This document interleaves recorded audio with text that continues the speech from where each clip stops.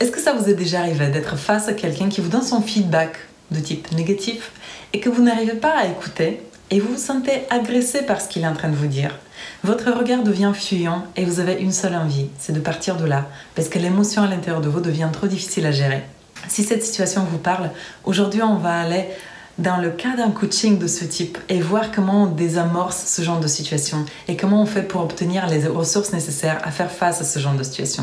Mais avant de commencer la vidéo, je voulais vous partager une offre exclusive que je fais uniquement cette semaine. De lundi à vendredi, je mets à disposition des créneaux pour vous, pour que vous puissiez réserver votre créneau de 30 minutes gratuit de coaching rapide.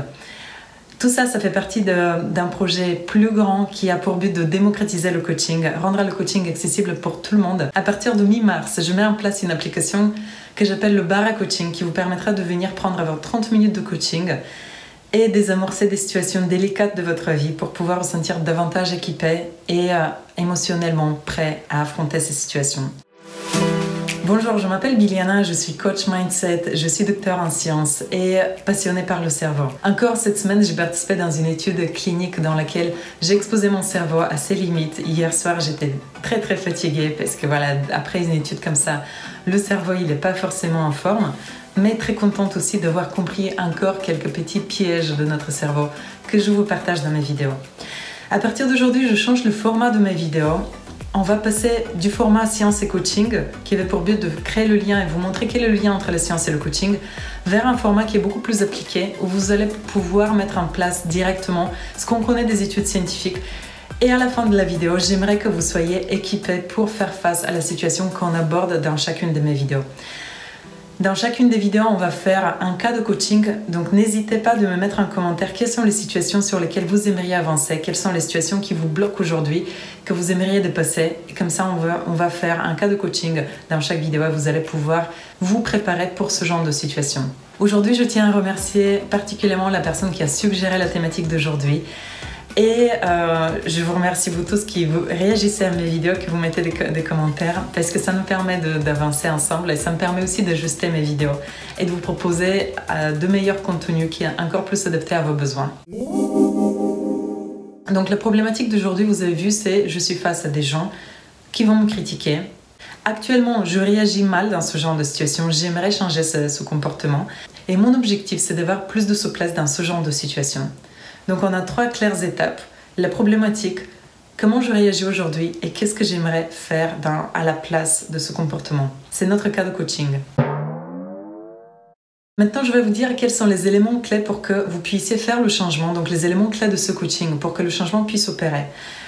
Une première chose très importante, c'est de trouver un contexte précis qui est clair dans votre tête, un souvenir précis dans lequel vous vivez cette situation-là. Vous êtes face à quelqu'un, vous recevez ce feedback ou ces critiques que vous percevez étant agressif et vous voyez votre réaction.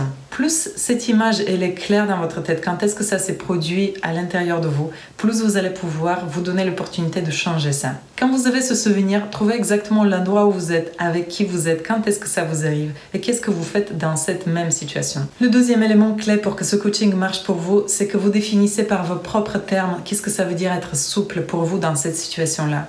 Le mot souple ne veut pas dire la même chose pour chacun de nous.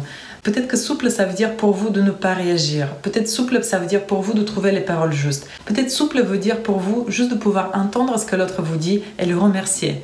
Qu'est-ce que ça veut dire pour vous être souple et à quel moment vous allez vous dire et vous allez pouvoir valider à l'intérieur de vous que vous êtes devenu souple dans ce genre de contexte. En termes de comportement, quand vous êtes souple dans ce même genre de contexte, qu'est-ce que vous faites exactement? Listez 1 ou 2 actions que vous faites quand vous êtes dans l'état de souplesse face à ce genre de situation. Et puis on arrive au 3e élément qui est incarner le nouveau scénario. Dans le 3e élément, on va à chaque fois s'adresser à 3 parties de nous. On est des êtres qui ont une tête qui réfléchit, ils ont un corps qui réagit et on a un cœur qui est émotionnellement affectif. Donc on va s'occuper de chacun de ces 3 éléments pour qu'on soit préparé pour ce même type de situation. Premier élément, dans ce type de situation où je me sens critiquée, j'ai besoin de m'occuper de la partie émotionnelle. Quel est l'état émotionnel qui m'aide à faire face à ce genre de situation? Dans cette partie du scénario qui marche, je vais me baser sur des comportements qui ont marché pour moi et qui ont marché pour d'autres personnes. Mais sentez-vous libre de mettre le comportement et les réactions qui vous aident, vous, et qui vous sont appropriées à vous et adaptées à vous. Je vous donne juste des suggestions qui vont permettre de lancer votre réflexion et de la baser sur qui vous êtes et quels sont les états émotionnels qui vous aident. Dans ce type de contexte, l'état émotionnel qui est très aidant, c'est de se mettre dans un état de curiosité et d'enthousiasme. C'est-à-dire que je reçois une critique ou je me sens agressée, à l'intérieur de moi, je me rappelle que chaque situation a un potentiel d'évolution et je me dis, tiens, comment cette personne, sur quel point cette personne m'aide à évoluer? Quel est le message qu'elle cherche à me transmettre? Tiens, je suis curieux. Donc je me mets dans cet état de curiosité et d'enthousiasme de pouvoir faire bouger des choses pour moi parce que je sens que la situation crée un blocage à l'intérieur de moi. Qui dit un blocage veut dire je suis en train de mettre en évidence une de mes limites qui veut dire aussi que puisque je vois ma limite, je peux la bouger si je le veux, bien sûr. On reste dans le désir d'évoluer, pas dans l'obligation d'évoluer. Personne n'est obligé de faire quoi que ce soit. Mais si je vois une limite et que je désire la faire évoluer, c'est une situation propice et féconde pour que je puisse avancer sur mes limites. Donc, tiens, pourquoi pas essayer de l'étudier? Je me mets tout d'abord, donc première étape, je me mets dans un état interne de curiosité et d'enthousiasme de comprendre. Deuxième étape, je vais m'occuper de mon corps. Mon corps, dans ce genre de situation, il est réactif. Il n'aime pas recevoir des critiques. Donc, mon corps, il va avoir sa signature particulière qui est individuelle pour chacun de vous. Plus vous arrivez à la ressentir, à la décoder, de vous dire « Ok, dans ce genre de situation, il y a mon ventre qui se bloque, ma poitrine qui se bloque, ma gorge qui se bloque. » Peu importe ce qui se passe à l'intérieur de votre corps, juste identifiez-le, observez-le. Et ce qui marche pour contrebalancer cette réaction du corps, c'est la respiration. C'est tout simple, mais ça débloque tout type de réaction émotionnelle. J'inspire profondément quand je reçois ce genre de propos face à moi. Et je laisse cette inspiration libérer et faire bouger ce qui est déjà dans mon corps, ce qui est cette première réactivité du corps. Donc juste une profonde inspiration et je sens comment ça bouge à l'intérieur de moi. Ça devient plus flexible.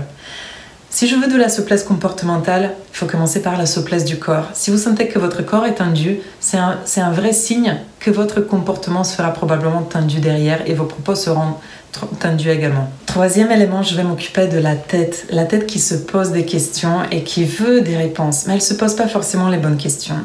Et dans ce genre de situation où je suis face aux critiques ou aux agressions de l'autre, la meilleure des choses à faire, c'est de poser des questions à l'autre pour chercher à le comprendre. S'il est là pour me donner un feedback, c'est qu'il base sa réflexion sur quelque chose. Mon but, c'est pas de prendre son feedback comme une vérité absolue.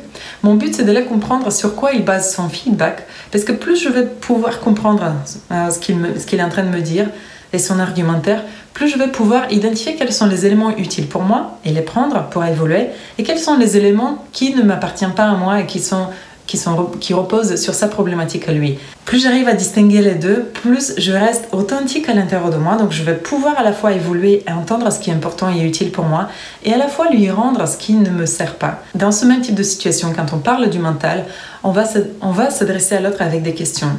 Tiens, c'est intéressant ce que tu me dis. Est-ce que tu pourrais m'en dire plus? Comment tu vois la situation? Et n'oubliez pas, c'est son monde à lui qui parle, ce n'est pas le vôtre. Vous n'êtes pas obligé de prendre tout, vous n'êtes pas obligé de vous identifier à tout ce qu'il va dire.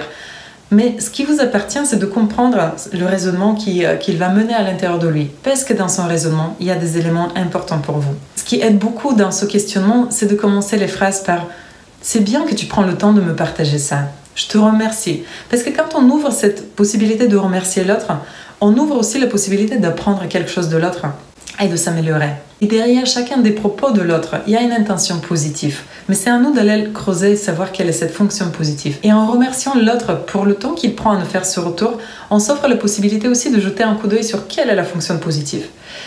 Testez juste de dire à l'autre « Je te remercie pour ce que tu viens de me dire, parce que ça me permet de… » et compléter la phrase. Et vous allez voir, derrière chacune des critiques, il y a une intention de nous permettre de mieux communiquer, de nous permettre d'être plus authentique, de mieux se comprendre, peut-être par opposition au point de vue de l'autre. Il y a forcément une fonction positive que je vous laisse découvrir tout seul et qui vous permettra de vous libérer de ce genre de situation.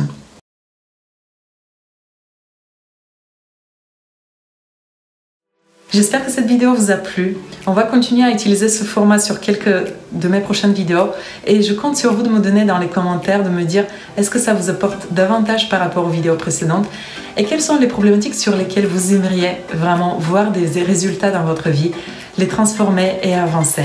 Dans le même contexte de cette vidéo que vous venez de regarder, j'ai fait une vidéo sur la domination, je vous mets le lien en dessous de cette vidéo, qui vous permettra, si jamais vous vous faites piéger dans les relations de domination, de comment désamorcer une domination et sortir de là en restant libre et en libérant l'autre aussi de ce type de relation qui peut faire piéger des fois et nous empêcher d'être qui on est. Sur ce, je vous souhaite de passer un excellent week-end. On se retrouve samedi prochain.